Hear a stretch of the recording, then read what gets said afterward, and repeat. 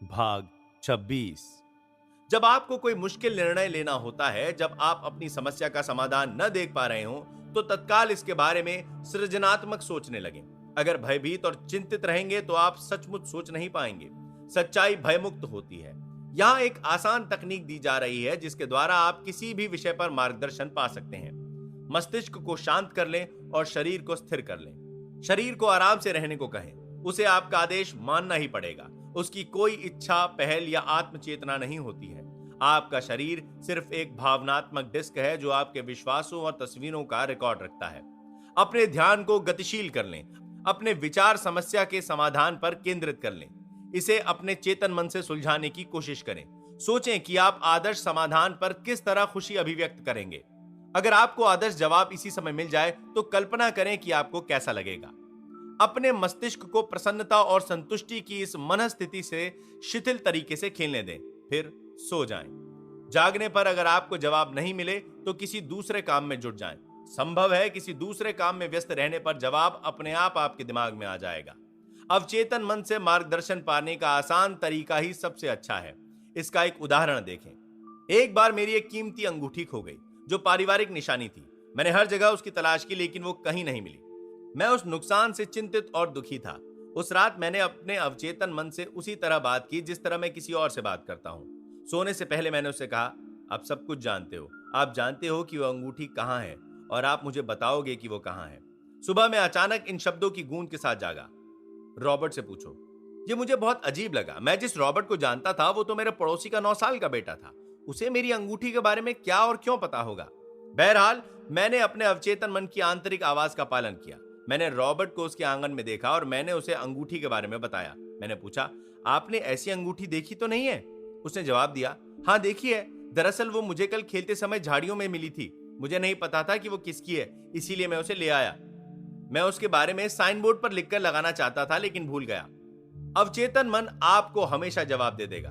शर्त यह है कि आप उस पर भरोसा करें।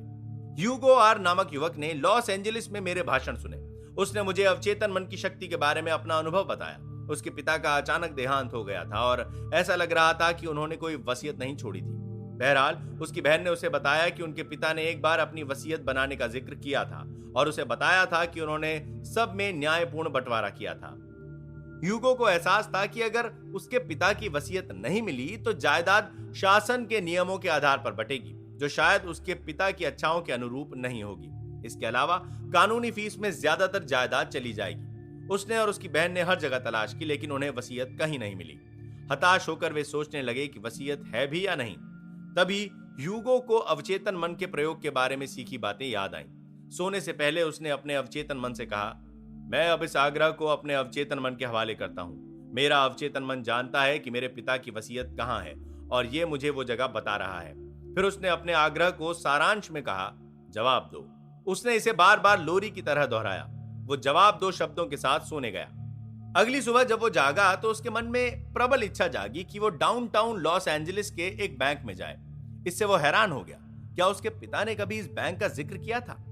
क्या उसने अपने पिता की डाक में इस बैंक का पत्र देखा था? वो नहीं जानता था, लेकिन वो इतना जरूर जानता था कि उसे अवचेतन द्वारा दिए गए इस संकेत की जांच करनी थी। वो सुबह बैंक गया। अंततः एक बैंक अफसर ने इस बात की पुष्टि की कि बैंक में उसके स्वर्गीय पिता के नाम पर एक लॉकर था। जब उस लॉकर को खोला गया तो उसके अंदर वसीयत मिली। जब आप सोने जाते हैं तो आपका विचार आपके भीतर की निहित शक्तियों को जगा देता है।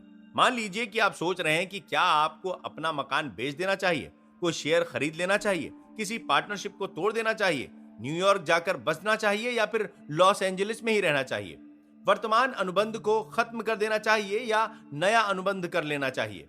ऐसी उलझन हो तो ये करें, शांति से अपनी कुर्सी या अपने ऑफिस की डेस्क पर बैठ जाएं। याद रखें कि यह क्रिया और प्रतिक्रिया का शाश्वत नियम है। क्रिया आपका विचार है, इस पर आपका अवचेतन मन प्रतिक्रिया करेगा।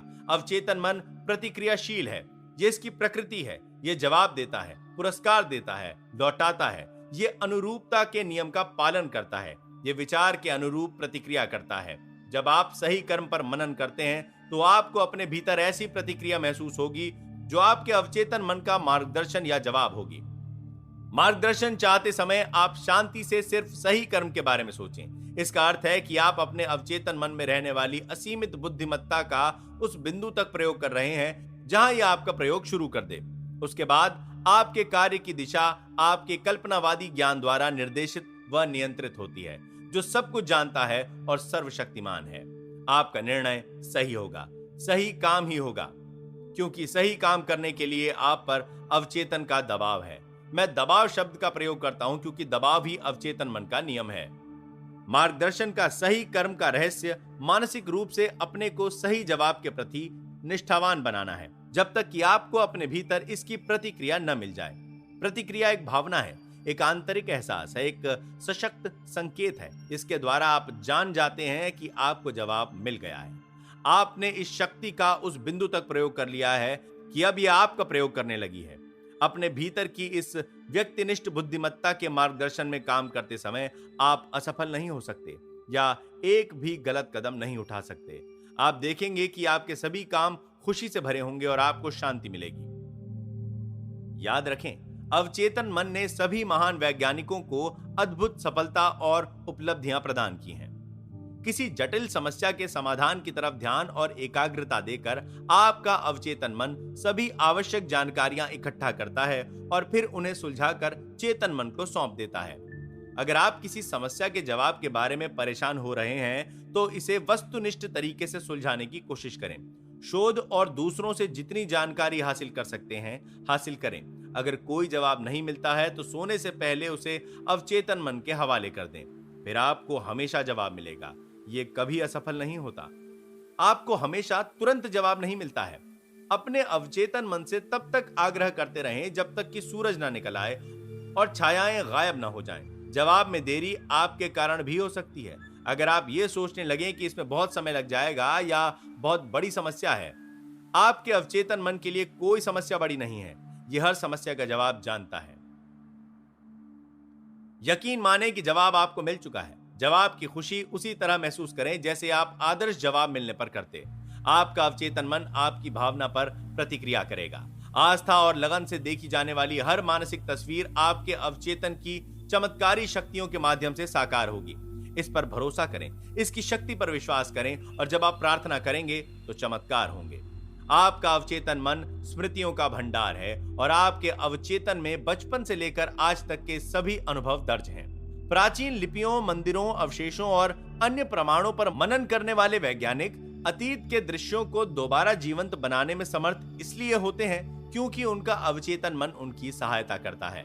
समाधान के अपने आग्रह को सोने से ठीक पहले अपने अवचेतन मन को सौंपे। इस पर भरोसा करेंगे तो आपको जवाब अवश्य मिलेगा। ये सब कुछ जानता है और सब कुछ देखता है। इसकी शक्तियों पर शंका या सवाल न करें। आपका विचार क्रिया है जिस पर आपका अवचेतन मन प्रतिक्रिया करता है। अगर आपके विचार समझदारी भरे हैं तो आपके काम और निर्णय भी समझदारी भरे होंगे। मार्गदर्शन हमेशा भावना, आंतरिक एहसास या सशक्त संकेत के रूप में आता है, जिससे आप जान जाते हैं कि आपको मालूम हो गया है। यह स्पर्श का एक आंतरिक एहसास है। आस्था की सादगी के साथ इसका पालन करें।